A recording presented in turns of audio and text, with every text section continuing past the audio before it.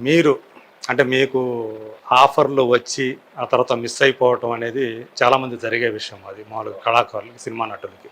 అలా మీకు అలా వచ్చి తప్పిపోయినటువంటి వాటిల్లో మీకు బాగా బాధ కలిగించినటువంటి ఇన్సిడెంట్స్ ఏమైనా ఉన్నాయా? ఉన్నాయండి. 2, 3 ఇన్సిడెంట్స్ ఉన్నాయి. 2, 3 ఉన్నాయి. మొదటిది 'శ్రీవారికి ప్రేమలేఖలో' ఒక వేషం అనుకుని జంజాల అది రాసి దానికి ఒక సాంగ్‌లో కూడా మధ్యలో ఆ క్యారెక్టర్ యొక్క మాటలు పెట్టి చెన్నై తీసుకెళ్ళి రికార్డింగ్ కూడా చేయించేసి మళ్ళీ వైజాగ్ షూటింగ్‌కి వెళ్ళాం.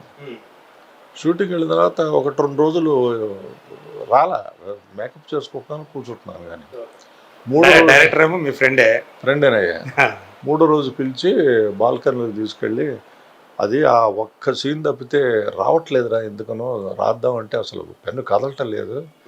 ఆ ఒక్క సీను పెడితేనేమో ఆ హీరోకి ఇంగ్లీష్ రాదు, మెల్కోటేకేమో తెలుగు రాదు, అంటే మధ్యలో దుబాషిగా క్యారెక్టర్ మంచి కామెడీ పండాలి. ఇప్పుడేమో గుమాస్తాగా చేసిన హీరోకి ఇంగ్లీష్ రాదంటే చూసేవాడు కూడా బాగుండదు, అందుకని ఆ వేషం తీసేస్తున్నాను రా అన్నాడు. ఓకే. ఉత్త చేతులతో వెనక్కు రావాల్సి వచ్చి అదొక బాధాకరమైన విషయమే. అట్లా అని పోనీ ఎవడన్నా వాడు మోసం చేయడానికో లేదా దీనికోసం అట్లా ఆ రీజన్ ఈజ్ సహేతుకంగా ఉంది కదా. సినిమాకి యాడ్ కావాలి కానీ ఏదన్నా ఇది కాకూడదన్న ఉద్దేశంతో. తర్వాత దాసనారాయణరావు గారు, జంజాల గారు ఈటీవీకి కృష్ణమూర్తి కుక్క పిల్లలని ఒక టెలిఫిలిం తీశారు. అందులో మంచి కామెడీ వేషం ఉన్నది. కుక్కలంటే భయపడేవాడు. అది చూశారు దాసరి గారు. ఆ రోజుల్లో దాసరి గారి పొజిషన్ ఏంటంటే ఆయన ఎవరిని పెడితే వాళ్ళందరూ స్టార్స్ అయ్యారు. ఆయన ఎవరిని ఇంట్రొడ్యూస్ చేసినా వాడు స్టార్ అయ్యాడు అనమాట ఆ రోజుల్లో. అట్లాంటిది నాకు ఒక రాముడే ఎప్పుడు చూసినా కన్ఫ్యూజన్ ఆ సినిమాతో. నాకు సుమన్ గారి హీరో, ముగ్గురు విలన్లు ఉంటారు. ముగ్గురు విలన్లో కామెడీ సుమన్ హీరో. ఓకే. రాముడైతేనా రావుడైతేనా ఏదో అట్లాంటిది ఏదోనండి, అది పేరు సరిగా గుర్తులేదు. ముగ్గురు విలన్లు ఉంటారు. ఓకే. అందులో ఒక విలన్ కామెడీ విలన్గా సుబ్రహ్మణ్యం పెట్టండి అని ఆయనే రికమెండ్ చేశారు ఆయన. ఓకే. చేసిన తర్వాత వాళ్ళు ఎయిర్ టికెట్ అది పంపించారు. నేను కూడా చాలా హ్యాపీగా ఫీల్ అయ్యాను. ఆయన చేతుల్లో పట్టడం అంటే గొప్ప విషయం కదా అనుకోని. నేను వెళ్ళే ముందు ఒక వారం రోజులకి ముందే సౌత్ ఇండియన్ ఫిల్మ్ ఇండస్ట్రీ మొత్తం స్ట్రైక్లో వెళ్ళిపోయిందండి. ఎక్కడ షూటింగ్లు అన్నీ అక్కడే ఆగిపోయాయి. అసలు ఎవరు మాట్లాడడానికి లేదు. రోజు డబ్బు వస్తే కానీ తెల్లైన వాళ్ళందరూ సఫర్ అయ్యారు. ఆ పరిస్థితుల్లో పడిపోయి ఆ వేషం పోయింది. అది ఎంత బాధగా ఉంటుందో ఆలోచించండి, ఎంత అసంతృప్తిగా ఉంటుందో. ఆయన లాంటి వ్యక్తి నాకు ఆ రోజుల్లో పీక్లో ఉన్నటువంటి డైరెక్టర్ ఆయన ఆఫర్ చేస్తే చేసుకోలేకపోయినట్రా అని ఒకటి బాధపడ్డాను. అంటే ఆ తర్వాతకి అది కుదరలేదన్నమాట. అదే ఏమైందంటే అవుట్డోర్ వెళ్ళి సాంగ్స్ తీశారు ముందు. సాంగ్స్లో ఆ విలన్స్ ఎక్కడో చోట ఇక్కడెక్కడో కనపడుతుండాలి అనమాట, చెట్ల పక్కన అట్లా దాక్కుని ఉండేటువంటిది. ఓకే. సో ఆ వేషం కోసం మళ్ళీ అతన్ని పిలిపించి మనం మళ్ళీ ఫస్ట్ షెడ్యూల్ ఎప్పుడు చేస్తామో తెలియదు అని ఆయన అట్లూరు రాధాకృష్ణమూర్తి గారని ఆయన ప్రొడ్యూసర్, ఆయనే వేశారు ఆ వేషం. ఓకే. సో అదే అట్లా పోయింది. ఓకే. వసే రాముల అని సినిమా ఇక్కడ ప్లాన్ చేశారండి. అన్నపూర్ణలో పెద్ద సెట్, అడవి సెట్ వేశారు. అక్కడ వెళ్ళంగానే నమస్కారం సార్ అంటే, నువ్వు మేకప్ వేసుకురా, నువ్వు ముందు చూడాలి నేను అది ఆ వేషంలో అని చెప్పి పంపించారు. పంపించిన తర్వాత వాళ్ళు బాగా డల్ చేసేసి నల్లగా అట్లా చేశారు. చేసి చూపించడానికి వచ్చేప్పటిగా లేదయ్యా అది ఆ ఎఫెక్ట్ రావట్లేదు, మళ్ళీ ఒకసారి సరి చేయమని చెప్పి వాడికి చెప్పు, గిరిజన వ్యక్తి అని చెప్పు వాడికి అని అన్నాడు. అక్కడికి వెళ్ళి మళ్ళీ దానికి రచయిత సంజీవ్ మా విజయవాడ వాడే, అక్కడి నుంచి తెలుసు కాబట్టి సంజీవ్ కూడా వచ్చి గిరిజన వ్యక్తి ఎలా ఉంటారో అట్లా కావాలి మేకప్, ఈయనకి అట్లా చేయని కూర్చోను పక్కనే కూర్చున్నాడు కూడా. మళ్ళీ మేకప్ అయింది, మళ్ళీ ఆయన దగ్గరికి వెళ్ళా. నీకు ఆ తెల్లదనం పోవట్లేదయ్యా, ఎక్కడ చూసినా ఎంత రంగేసినా కూడాను గిరిజనుడిలా కనపట్లా, ఎడ్యుకేటెడ్లా కనిపిస్తున్నావు నువ్వు, మంచి నటుడే కానీ దీని వేషానికి సూట్ కావట్లేదు నువ్వు, అది ప్యాకప్ అన్నాడు. ఇంకోటి పోస్ట్ పోన్ చేసేసారు. ఆ షెడ్యూల్. ఓకే.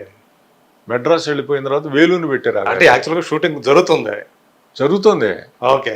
దాంట్లోకి రావాలి, ఈ వేషం రావాలి రావాలి చెప్పేసి ఆయన పంపించేశారు, అందరికి క్లోజ్ చేసి. ఓకే. ఆ సినిమా చూడండి అసలు ఎంత సక్సెస్ అయిందో. ఆమె సూపర్ స్టార్ చేసిన సినిమా కదా విజయశాంతి. అటువంటి దాంట్లో ఆవిడ ఆ హీరోయిన్ ఫాదర్ వేషం అది అట్లా మిస్ అయిపోయింది. అప్పుడు బాధపడ్డాను. సో ఇలాంటివి కొన్ని కొన్ని ఇట్లా మన చేతుల్లో ఉండవు కదా, మన చేతుల్లో లేకుండా పోయినవండి ఇవి. అట్లాగే కోడి రామకృష్ణ గారి సినిమాలో ఏదో ఒక వేషం అట్లాగే పోయింది. ఆ తర్వాత మళ్ళీ పెట్టుకున్నారు అనుకోండి, వేరే సినిమాల్లో నాకు ఆపర్చునిటీ ఇచ్చారు ఆయన. ఇట్లాగా 1-2 సినిమాలు బాగా కలిగించాయి ఆ ఘటనలో. మంచి కూడా వచ్చాయి మళ్ళీ. అలా చెప్పుకుంటే మరి గోపిచంద్ మొట్టమొదటి సినిమాలో నేను క్రిస్టియన్ ఫాదర్ వేషం వేస్తాను. తొలి వలపులోనా? గోపిచంద్ ఇది 2 అక్షరాలు ఉంటుంది. యజ్ఞంలోనా? యజ్ఞం కాదు, దానికి ముందు అంటే తను హీరోగా చేసింది ఫస్ట్ తొలి వలపు, దాని తర్వాత విలన్ అయిపోయాడు. కాదండి, మళ్ళీ హీరోగా వచ్చాడు. హీరోగా వచ్చినప్పుడు చేసిన ఫస్ట్ ఫిలిం యజ్ఞం కాదు, పోకూరు బాబురావు గారిది. తర్వాత యజ్ఞం తర్వాత శౌర్యం చేశాడు, లక్ష్యం చేశాడు. శౌర్యం అనుకుంటా. చెల్లెల్ని గురించి వెంటాడుతూ ఉంటాడు. ఎక్కడుంది చెల్లెలు, చిన్నప్పుడు ఇదైపోయింది తెలుసుకోవాలని చూస్తుంటాడే. అందులో చర్చి ఫాదర్ వేషం. చర్చి ఫాదర్ వేషం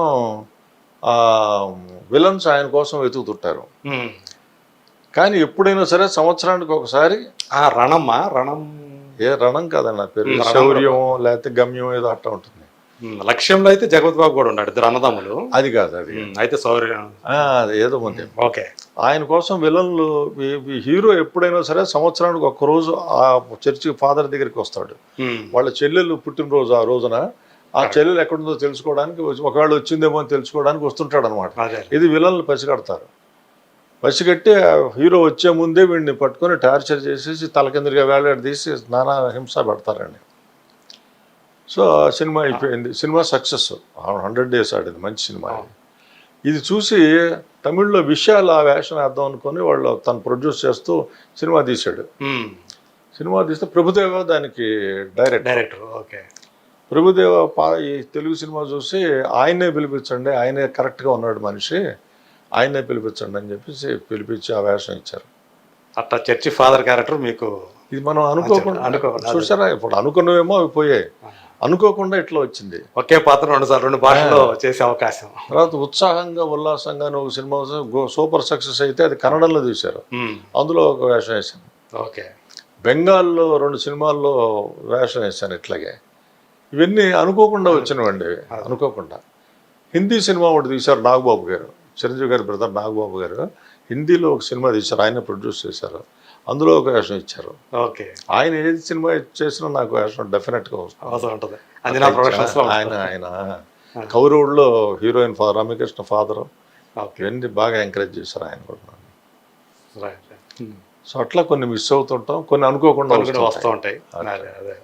అదే మనకి అంటారు కదా, ఏది రాసి పెట్టుంటే దొరుకుతుంది. అంతేనండి. నేను ఇప్పుడు విచిత్ర ప్రేమ చేశాను. విచిత్ర ప్రేమ చేసి ఈ సినిమాలు శ్రీవారి ప్రేమలాగా ఇవన్నీ మిస్ అయిపోయాయి.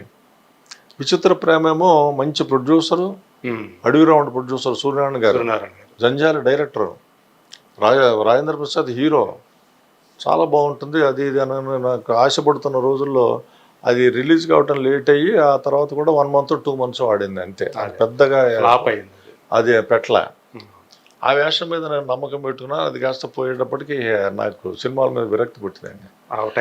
ఇంకా సినిమా మనది కాదు, డెసిషన్కి వచ్చేసి మానేశానని అందరితో చెప్పడం మొదలుపెట్టాను. అలాగే మానేశాను 1.5 year.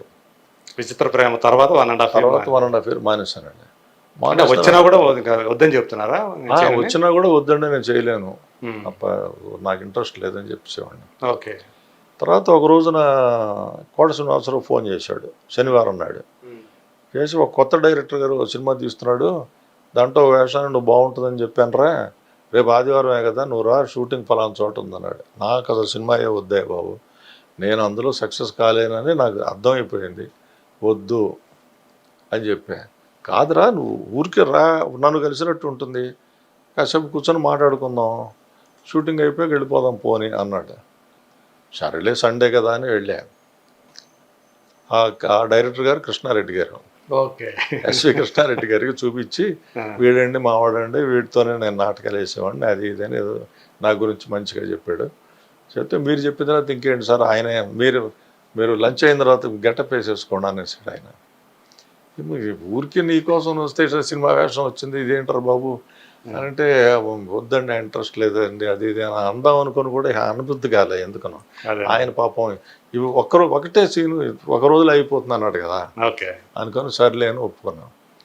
మధ్యాహ్నం 2ంటికి మొదలెట్టారు, 6ంటికి అయిపోయిందండి. 3 సీన్లు ఒకే చోట పెట్టబడుతుంటుంది. మళ్ళీ బ్రహ్మానందాన్ని తిట్టడం, ఎందుకు అలాగా అనే డైలాగ్ చెప్పటం.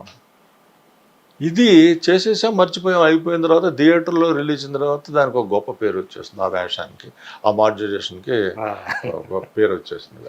బ్రహ్మానందంతో కాంబినేషన్ వాటి తుపాకీ పోయిందని ఉంటాడు కదా, ఈ కాంబినేషన్తో. ఏ సినిమాది? మాయలోడు. ఓకే. మాయలోడు ఇక్కడెక్కడ ఉండాలి.